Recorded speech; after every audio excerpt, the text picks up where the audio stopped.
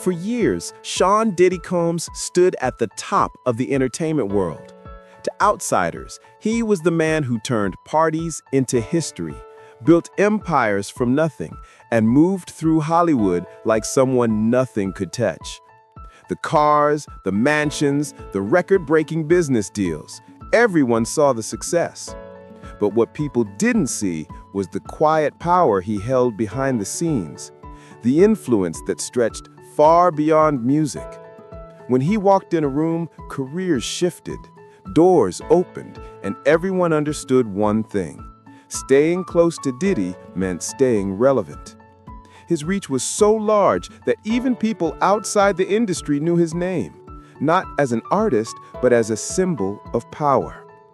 Then, everything changed. One arrest was all it took to crack the image he spent decades building. Overnight, Diddy went from industry royalty to a man in handcuffs, staring at charges the world couldn't ignore.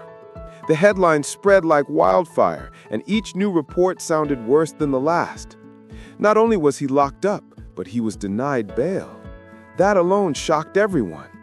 A man who once lived in luxury now sits in a cold cell, waiting for trial.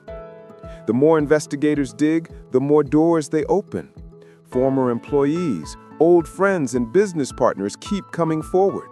Some talk about the strange parties, some about questionable deals, and others about the fear that seemed to surround him. Suddenly, the industry that once worshipped him is keeping its distance. His empire of music, fashion, and media now being examined piece by piece. Every mansion, every private jet trip, every party is being rewatched with a different pair of eyes. And the public is realizing this isn't just a celebrity story. It's a collapse happening in real time. When a man with this much power falls, the shockwaves hit everyone around him. People who once smiled next to him in photos are now pretending they were never there. And as Diddy's world explodes, the spotlight is starting to move. Not just towards the crimes he's accused of, but the people who stayed close to him all these years. Because when a king falls, the court is never far behind. Dave Chappelle has never needed to shout to be heard. When he speaks, people lean in, not because of the jokes, but because of the truth buried inside them.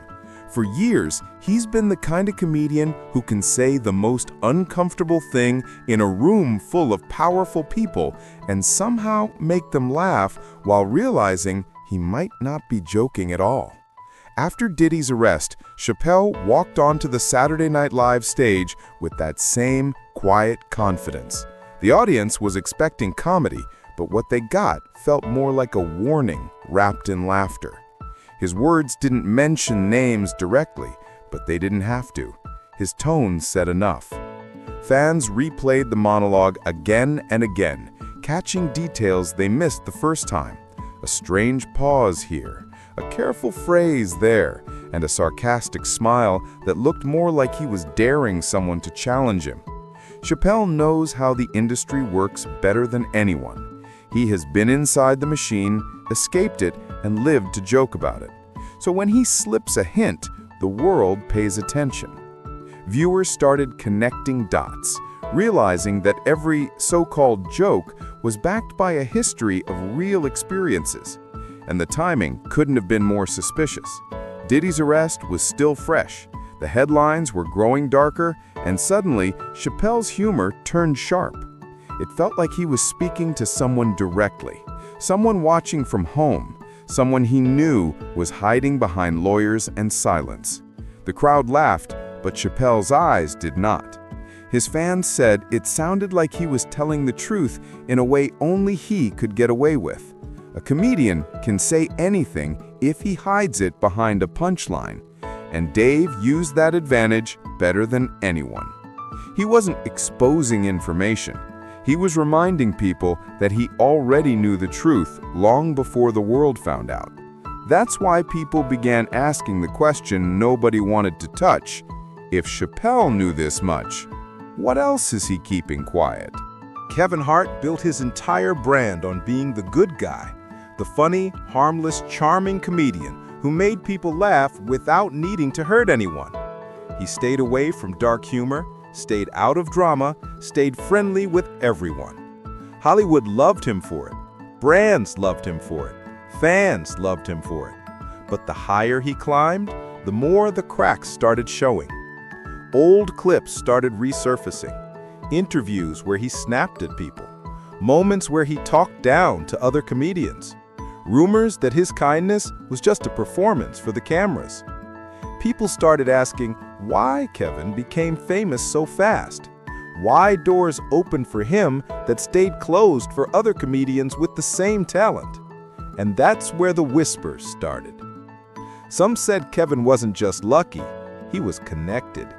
Connected to the right rooms, the right people, and the right parties. His friendships weren't just friendships, they were ladders. And every time he climbed a step, someone else disappeared from the spotlight. Suddenly, the lovable comedian didn't look so harmless anymore. Fans began noticing patterns. When someone questioned him publicly, he stayed quiet. When someone exposed him, it was handled behind the scenes. Smooth, silent, professional. His clean image wasn't just branding, it was protection. Because if there was even one scandal too big to hide, everything he built could collapse in seconds. And with Diddy's fall, people noticed how often Kevin had been standing right next to him in photos, clubs, parties, and private events that weren't meant for outsiders to see. The world stopped laughing long enough to wonder, was Kevin just a friend or something much deeper? Diddy wasn't known for regular parties.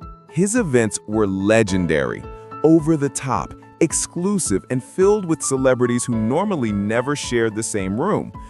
But in the last few months, people started describing those parties in a different way. The stories weren't fun anymore. They were unsettling. Guests talked about hidden back rooms, locked doors, and invitations that acted like contracts. If you were there, you were expected to play along. No pictures, no questions, just silence. And who kept showing up? Kevin Hart. Fans went back through old clips, interviews, and social media posts and found Kevin smiling next to Diddy more times than anyone realized. He wasn't just a guest, he was comfortable. Too comfortable. Rumors started spreading that these parties weren't just about celebration, they were recruitment. A place where rising stars could trade reputation for access, where careers were promised and secrets were kept. People wondered why Kevin, a comedian, kept getting invited to events meant for powerful industry elites. That's when the public realized that Kevin wasn't just a performer in these rooms. He was a participant. He was trusted. He was in the circle. And when you're that close to someone like Diddy, you either know everything or you choose not to see it. Now that the walls around Diddy's empire are collapsing, everyone who stood next to him is being re-examined, and Kevin isn't escaping the spotlight this time. For years, the clip looked like nothing more than comedy. Kevin at Diddy's album release party, sitting by a hot tub, surrounded by women, cracking jokes like he always does. But now, after the arrest, people are watching it differently. They aren't laughing anymore. They're analyzing. Why was Kevin hosting an event that late in the night so far removed from his usual image? Why did he look so comfortable? And why did Diddy treat him not like a comedian, but like someone he trusted on a deeper level? Fans started saying the moment wasn't comedy, it was initiation. A sign that Kevin wasn't just invited to these private events, he was part of the inner circle. The clip became evidence, not proof of a crime, but proof of knowledge. People don't sit at the edge of a hot tub at a secretive party unless they belong there. And now, years later, viewers wonder what else happened that night when the cameras weren't recording. The rumors spread fast that Kevin's cheating scandals didn't just happen, they were covered up. That apologies and public statements were just a distraction from something much darker behind the scenes. People believe that Diddy had the power to protect Kevin or to destroy him, and Kevin never turned his back on that, not once. When the clip of Kevin insulting one of his lifelong friends went viral, fans couldn't believe what they were hearing. It wasn't a joke. It wasn't playful. It was anger. Real anger. The way he talked down to the man sitting beside him felt personal and cruel. Suddenly, the nice guy persona shattered. The world saw a different Kevin, one who used power like a weapon. The man he belittled wasn't a stranger. He was someone Kevin knew for years, someone who helped him before the fame. Viewers noticed how comfortable Kevin was doing it. No hesitation, no embarrassment, just raw disrespect. And that's what scared people. If this is how he treats a friend in public, what happens behind closed doors? That moment opened the door for every rumor that followed.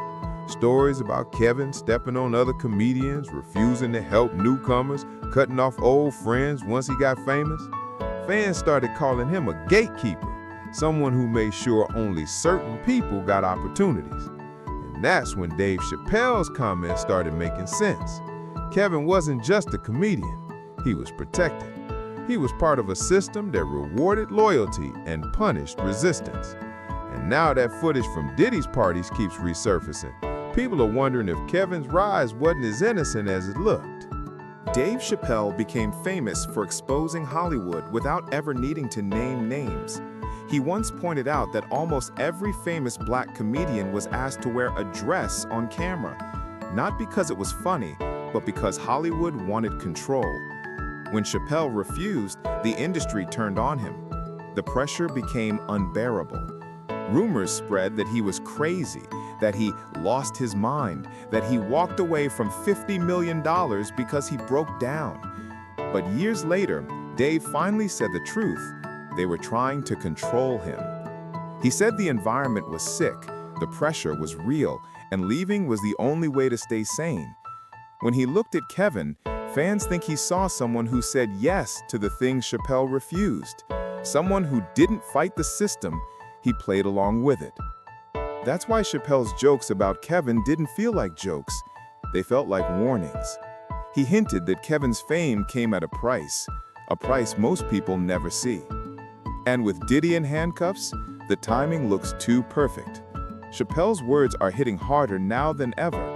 What he once hinted, people now believe. Kevin Hart has always denied rumors about secret societies and hidden Hollywood clubs. But then came the interview that changed everything. On his own show, Heart to Heart, Kevin made a strange comment about a mysterious room behind a door. The moment he said it, Jay-Z gave him a stare that didn't look friendly. Kevin stopped talking immediately. The conversation moved on like nothing happened, but viewers didn't forget. Clips of the moment spread across the internet. Fans said it looked like Kevin almost exposed something he wasn't supposed to talk about. People began connecting dots. Kevin's closest friendships are with the most powerful names in entertainment. Diddy, Jay-Z, elite producers, secretive executives. Every time one of them got into trouble, Kevin stayed silent. It wasn't fear, it was loyalty, or maybe obligation. Before Kevin Hart, there was Sinbad, a legend, a star, a comedian loved by millions. He dominated films, TV, stand-up, everything. Then, suddenly, he vanished. Not because he lost talent, not because the world stopped loving him, but because Hollywood stopped calling. Years later, Sinbad hinted that someone else was chosen to replace him, someone the industry wanted in the spotlight. And that someone was Kevin Hart. Kevin moved to New York, started grinding, and rose faster than anyone expected. The path was too smooth, too perfectly timed. And while Sinbad struggled with health issues, tax problems, and bankruptcy, Kevin was on top of the world. Some say it was coincidence. Others say the industry made room by pushing Sinbad out. Because when powerful people choose a star, nothing stands in the way. And guess who Sinbad once called out? Diddy. Now it's all starting to feel connected. Kevin hasn't been charged with anything. His name isn't in legal documents. No police report mentions him. But in the eyes of the public, silence can look like guilt. Kevin was there for the parties, the private events, the closed-door meetings. He spent years around the man who is now facing some of the darkest accusations in entertainment history. And with every piece of evidence the FBI uncovers, the internet keeps asking, how much did Kevin see? Some believe Kevin was protected by the same powerful forces that protected Diddy for years. Others believe Kevin is just another star who didn't know what was happening behind the scenes. But if investigators start looking into Diddy's inner circle, Kevin's name will appear more than once. That's enough to make his silence feel heavy. And now, everything Dave Chappelle warned about suddenly matters. Don't forget to like the video and subscribe to the channel. And see you soon.